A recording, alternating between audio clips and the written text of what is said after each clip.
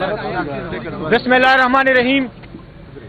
आज एक इंतहाई नाखुशगवार, अफसोसनाक, काबिल मुज़म्मत वाक़या हुआ है। मौलाना हामिदुल हक साहब पर आज इस मदरसे में, इस जगह कुछ ही फासले पर वाक़या जगह पर खुदकुश हमला हुआ, जिसमें वो शहीद हुए। उनके साथ 5 और अफराद भी शहीद हो चुके हैं और तकरीबन 13 के करीब ज़ख्मी हैं। उनमें से कुछ तो मामूली ज़ख्मी हैं और 6 के करीब अस्पताल में मौजूद हैं। उनका इलाज हो रहा है और इंशाअल्लाह अल्लाह से दुआ है कि जल्द अज जल्द उनको सेहतयाब करे। जहाँ तक इस वाक़े का ताल्लुक है, आज हमारे काबीना का इजलास था और जब ये इत्तला मिली तो काबीना में वज़ीर आला साहब ने और तमाम काबीना ने मुश्तरका तौर पर इस इंतहाई अफसोसनाक वाक़े की मज़म्मत की।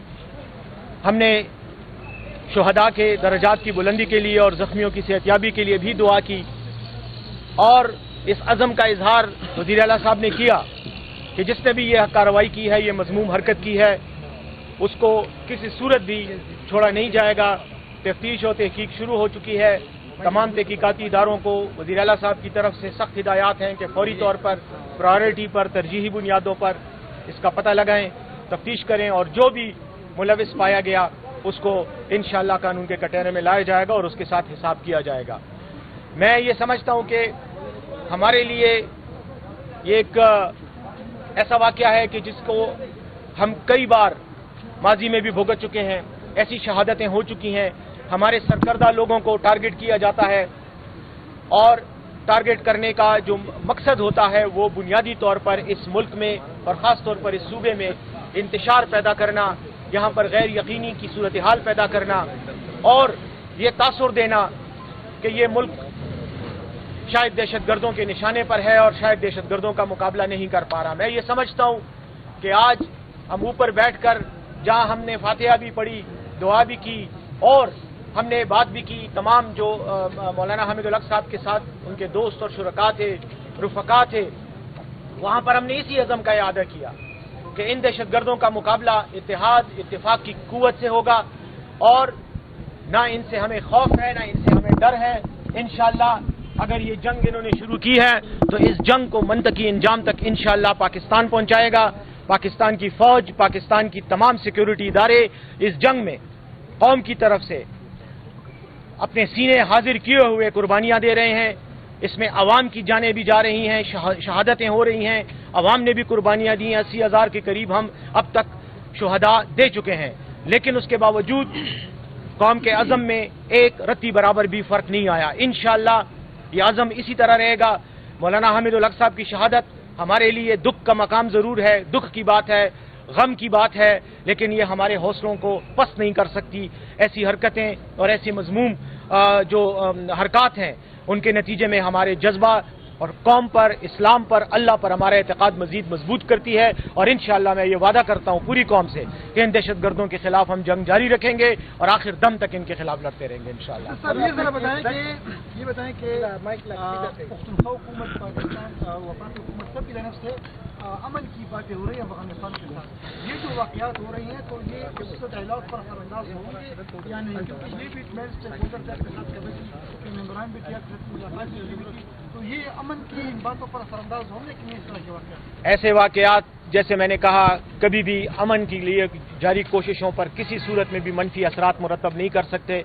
जैसे मैंने कहा, अमन हमारा मकसद है और हम इस खित्ते में, ना सिर्फ अपने मुल्क में, ना सिर्फ अपने सूबे में, बल्कि इस पूरे खित्ते में बशमूल अफगानिस्तान हम चाहते हैं कि अमन कायम हो, लोगों को इस्लामी उसूलों के तहत एक अच्छे माशरे में, एक पुरअमन माशरे में अपनी ज़िंदगी गुजारने का मौका मिल सके और इसके लिए हमारी जो कोशिश हैं वो मज़ीद तेज़ होंगी, मज़ीद मजबूत होंगी। और मैं ये समझता हूँ कि जो हमारी कोशिशें थीं और उनके पीछे जो मकासद थे, आज इस किस्म के शर्मनाक वाक़े ने, जो इन्होंने ये हरकत की दहशतगर्दों ने, उससे हमारा ये अज़म इसलिए मजबूत हुआ कि हमें ये यकीन हो गया कि जिन लोगों के खिलाफ हम लड़ रहे हैं और जदोजहद कर रहे हैं, उनके खिलाफ हमारी ये जदोजहद जारी रहनी चाहिए और अमन के लिए जदोजहद इस जदोजहद का हिस्सा है, इसलिए अमन के लिए कोशिशें जारी रहेंगी। सर, ये जब हक और ज़ख्मी अफराद के तादाद कंफर्म कर देखें, हमारी इत्तला के मुताबिक अभी तक 13 अफराद ज़ख्मी हैं, जिनमें से कुछ मामूली ज़ख्मी थे, उनको चोटें खराशें आई थी और लेकिन अभी तक 6 जो हैं वो अस्पताल में हैं।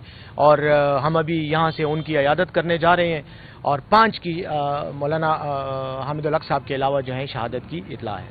شہادت اتنی شہادت ہو چکی، اللہ کرے کہ باقی جو مریض ہیں وہ صحت یاب ہو جائیں. سر آپ کیا کہیں گے کہ امن و امان کے حوالے سے ہمارے صوبے میں اگر دیکھ لیں تو امن و امان روز بروز خراب ہوتی جا رہی ہے. ابھی یہ حالات ہو رہے ہیں تو اس سے مزید اور بھی بڑھتی جائے گی. صوبائی حکومت اس حوالے سے مزید کیا اقدامات کریں گے کہ وہ امن و امان کے حوالے سے کچھ اقدامات کرے؟ آئی جی بھی نئے آئے ہوئے، چیف سیکرٹری بھی آئیں گے، ایسے حالات پیدا ہو رہے تو کیا سمجھتے ہیں کہ ایسے مزید امن و امان خراب نہیں ہوگی؟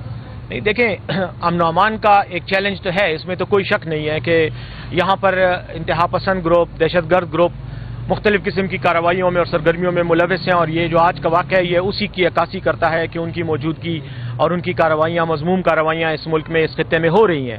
لیکن دوسری طرف حکومت کا یہ عزم ہے اور حکومت کے ساتھ مجھے یقین ہے کہ پاکستان کی تمام عوام، تمام محب وطن پاکستانی اس جنگ میں حکومت کے ساتھ ہیں.